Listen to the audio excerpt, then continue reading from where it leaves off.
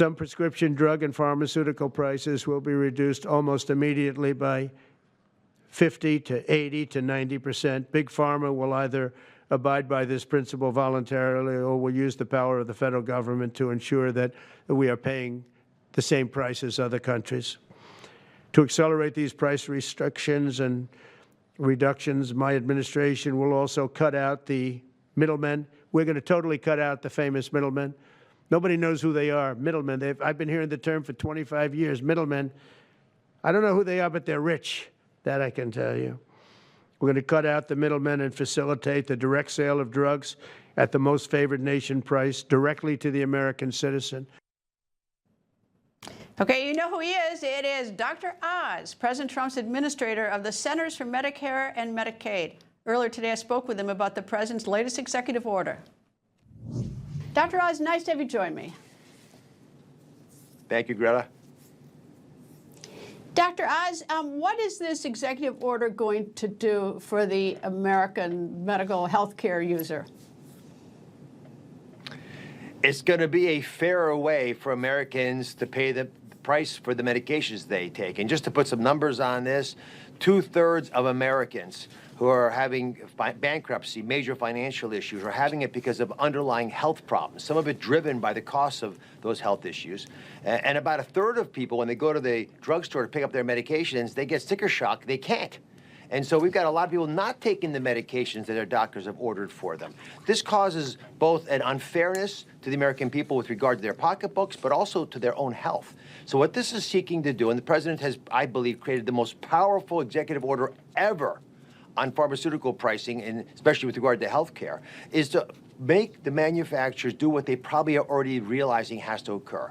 Let's be fair about how much other countries pay for the important research and development that you're doing to develop new cures for all kinds of illnesses. Allow the American people to continue to get access to those medications, but charge us the appropriate amount. It should be a balancing act. And Greta, I'll give you the metaphor of NATO.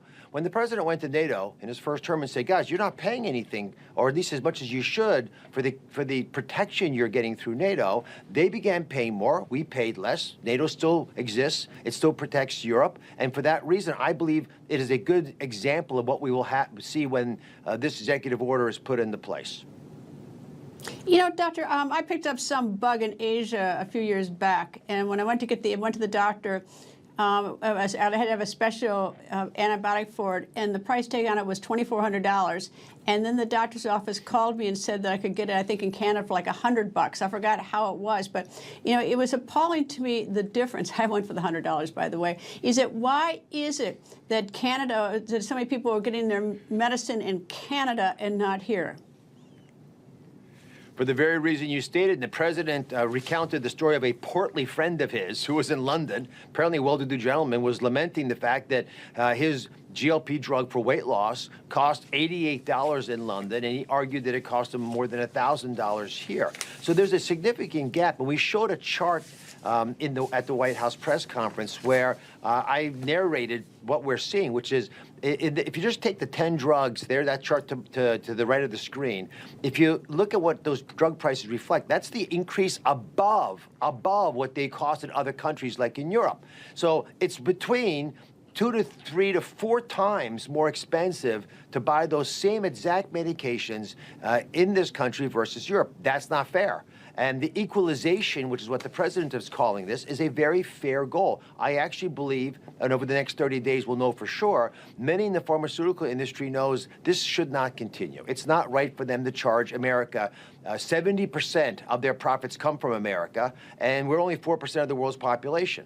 We want and are supportive of innovation. The president spoke very openly, as did Secretary Kennedy, about the important value of new treatments for cancer and autoimmune problems, dementia. We want all those cures developed. We just want the price of those medications to be reasonable in this country, and the best way to do that is to allow other countries to get closer, or hopefully equal, to what we're paying here.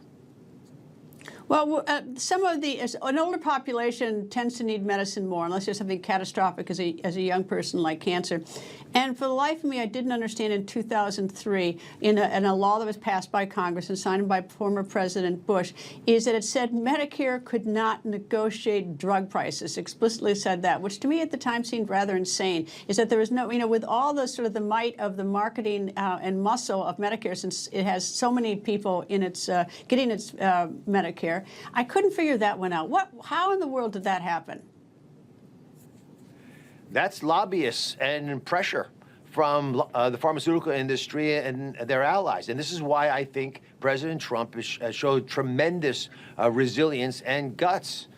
Intestinal fortitude is what Secretary Kennedy called it. I think it's true. He's going to come under intense pressure because of this executive order. Prior presidents have not made similar executive orders, even though many have campaigned on these issues, because they realize that the pharmaceutical industry and allies have more lobbyists on Capitol Hill than there are congressmen. And the amount of money that's spent to make sure that the status quo is maintained is immense, because there's large dollars that are made from the current status of how we buy medications in this country. But it's not right for America to pick up most of the tab. Other countries have the wherewithal to contribute as well. All the president is saying is, let's equalize the system. Let's do what he's trying to do in so many other areas. Do not let people take advantage of America and the American people. And I'm going to come back to this number that I gave you earlier, Greta, because it's really important. If the majority of bankruptcies in America are caused by health problems and the costs associated with them, it's not right to abandon our fellow Americans because other countries are getting a good deal. What the president wants is to protect those people who are suffering, many of them worrying about the financial implications of their illness. As the person who's in charge of paying the bills, that's how he's appointed me as CMS administrator, I've got to make sure that Medicare, Medicaid, the exchanges, CHIP for children, all of these systems are healthy and can continue to pick up the tab so Americans get the best care possible. Reducing drug prices to a fair amount, a fair number for the American people makes that more likely. Well, it's a little bit akin to the Democratic phrase, pay your fair share. So what I suspect is going to happen, or I hope, is that American prices will go down for medicine. These other countries who have not paid as much, their prices will go up, and that the money will still be funneled sufficiently so that we have innovation in our pharmaceutical industry. Is that sort of what you envision? That's exactly what the president has said in private. He said it today publicly at the press conference, and you're going to hear that message over and over again. We want America to remain the most vital, most creative, most innovative country across the board. I treasure what the pharmaceutical industry has been able to create. I've witnessed it as a heart surgeon firsthand, the number of lives saved. But if you're a poor child in Philadelphia who's requiring autoimmune medications to deal with your illness, or you're an elderly pensioner in California who's requiring blood thinners so you don't have a stroke, and you can't afford those medications, we're not taking care of our fellow man. We're not sticking up for the people who need us the most, and that's what President Trump did today. I'll tell you what also troubled me is that when there was an effort to let Medicare do some negotiation for price by President Biden signed some legislation, it didn't go into effect, though, until like 2 years out, which to me is like, that actually a lot of people could have died in that period of time or gone bankrupt in that period of time. I don't understand, how fast are you going to be able to implement this reduction in prices? Well, just to follow up on that comment, the unfortunate reality with the initial phase of the IRA rollout was we did not get the kinds of discounts in pricing that would have been hoped for.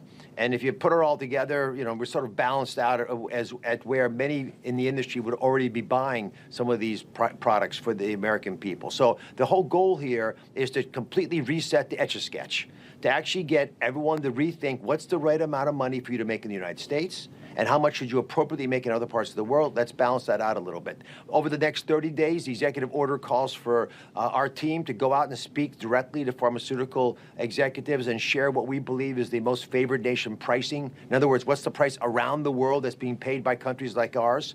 So that's the number we'd like you to be able to use in this country as well. And if that doesn't work, then we have a bunch of levers that we can use to start to do projects looking at how these prices are going to be determined in the other marketplaces where CMS has authority, specifically Medicare and Medicaid.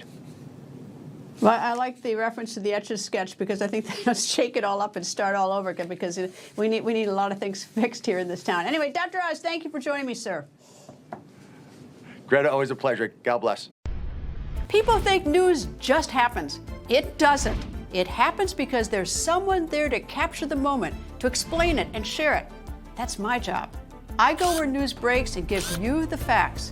Join me for The Record on Newsmax.